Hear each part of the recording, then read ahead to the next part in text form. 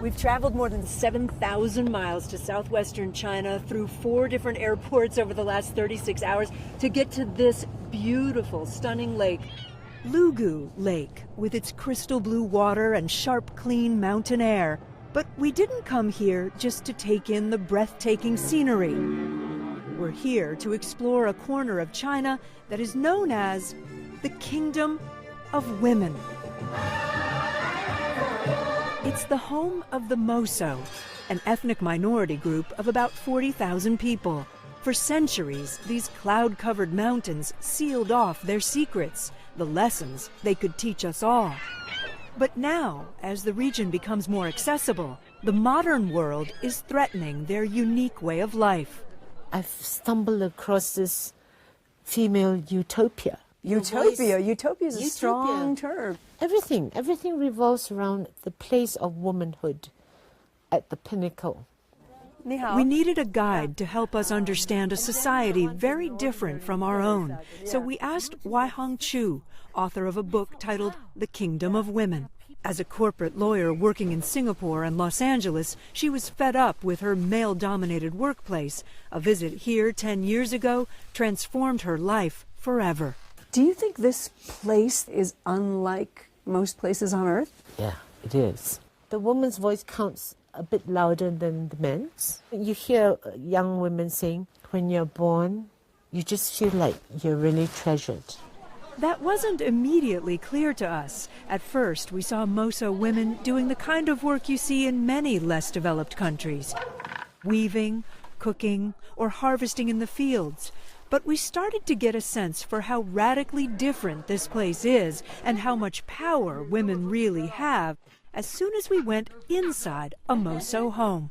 Typical Moso homes have an ornate front door and then inside a really big courtyard, and everyone lives around this courtyard. All the rooms, the bedrooms around the outside, the corn drying out to feed the pigs. We're here to visit the Alu family, 4 generations living under one roof.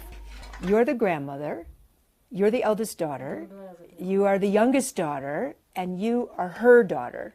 Yes, one family. And your family is structured along your grandmother's line. Yes. Here, grandmother is the head of the family, and the fire in her room is never allowed to burn out. While every family member contributes money to the household, it's the grandmother who controls the finances. In the rest of China, property passes from father to son, but not here. Yes, here things are passed down from the mother. The men are obedient to the scheme of things, okay? The scheme of things that grandmother and your sisters are a bit more important than you are. Zuma, whose daughter is that 4th generation, hopes to one day be the grandma in charge. In the future, whoever makes money and is the most capable will manage the household affairs. So I'm really looking forward to becoming the woman leader of this family.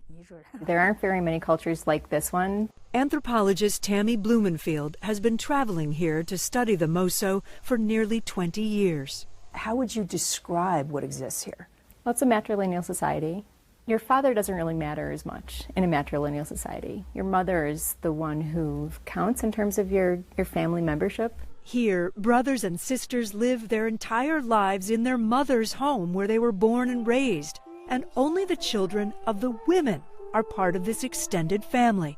Always the children of the women staying in the home. Right. The men would be having children with other people somewhere else, and those children would stay over there. So in my family, I would live with my mother, and I would live with my brother and my sister's kids, right? And my kids. Right. There wouldn't be so much distinction of this is your child and that's your sister's child. They're all taking care of each other. Including the brothers who help care for their sister's kids. The uncles have responsibility for the children. Exactly. We couldn't help but notice what's missing from Moso homes. Husbands. The kind of marriage we have in the U.S. doesn't exist here traditionally. But they do have relationships. So how do they then sort of accommodate the human need, for interaction, right? They call it the walking marriage. A walking marriage. When a Moso girl comes of age, she gets her own bedroom overlooking the courtyard with its own separate entryway. A man can visit, but only if she invites him The man comes over at night, spends the night with her, is her lover. And he might do that for the rest of his life, you know, like with this single woman. Or he might do it once. Once or never again. But then he has his own female bloodline family to return to in the morning. He goes back to his mom. Yeah, and his grandma. And you got a room up on the second floor here, right? Yes, right here. Zuma has been in a walking marriage with the father of her daughter for nearly 6 years.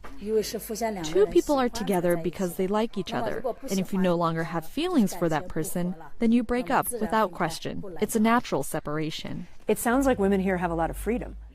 Yes, you have a choice who you like. We asked a guy named Joshua about how a man gets a woman's invite. Now, people can chat through a messaging app called WeChat, but before, it was during dances at night. If I liked her, I'd tickle her palm 3 times. And if she liked me too, she'd also tickle my palm 3 times. Okay, like this, 1, 2, 3. How many times do you think you had a walking marriage? Too many. Too many to count. Okay. Can't remember. So then we wondered, is this kingdom of women a society of free love and promiscuity? It doesn't mean that, not at all. Blumenfield says the vast majority of Moso couples these days are monogamous. They just live apart. But Tammy, what about love? And getting married and They fall forming in a love. household. So the thing is, they actually say it's better. It's a better system for love. Because in the United States, we combine everything. And then you have the household together and bills the kids to pay. If you separate all the pressures that we have in terms of taking care of a family, then it's just love. At daybreak on Lugu Lake, we met up with Urchima, who takes tourists out on rowboats. She's been in the same walking marriage for more than 30 years. The best part about a walking marriage is that I can be with my sisters. We don't have in-law problems, no arguments. It turns upside down. It does. Everything that we Americans and most societies do. And they will tell you, since we don't have marriage, we don't have divorce. We don't have orphans because everybody belongs to this big, happy... The extended family. Yes. Do fathers visit? Yes, if they choose to. But they don't have to. They don't have to. We met up again with Urchima, who popped open beers all night while wearing her finest traditional dress, along with Waihong and some girlfriends. We talked about our kids and home life, but as the night went on, I feel that we should talk about men. which led to plenty of jokes about men. You just said that men work really hard at night. But outside this tiny corner of the world, the problems confronting women today are no laughing matter. People in this society think it's really weird when they hear some of the issues facing women in other societies. Domestic what? violence and rape and everything like that. They don't understand it? They don't understand it. Researchers would come here and ask, like, have you ever heard of this? Does this happen in your society? And they just think the question is disgusting. Even the Moso language shows how profoundly different a society can be when men don't have power over women. There's no word for rape. It's just a concept that doesn't exist here. We've heard that there are concepts that we have in the West, violence toward women, that you don't even have a word for. No, here we value women. Not just your own mother, but all women. So not only do women pass along the family name and all their property, but women are worshipped here, literally. There's a female goddess named Gemu. I'm hiking up to her shrine.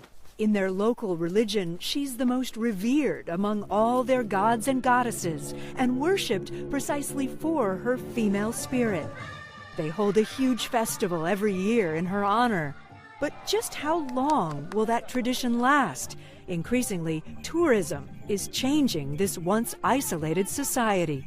There are busloads now. They come and they bring the outside world in. The cell phones, the selfies, social media, it's all here now. And with young Mosos seeing how the outside world pairs off, many couples in the younger generation are getting married. I don't know. I think it's cool or something. It's trendy. It's trendy. As more and more people are choosing to have wedding ceremonies, and then they're inviting all the village to come to their wedding, then the other families think, oh, well, we want our child to have a wedding ceremony too. Blumenfield says Moso culture is still unique, even with the changes, and there's great hope that this ancient kingdom of women and its progressive ideals will survive in a modern world. If the Moso idea dies off, then we would have lost a very precious thing in humanity, I think, for womanhood.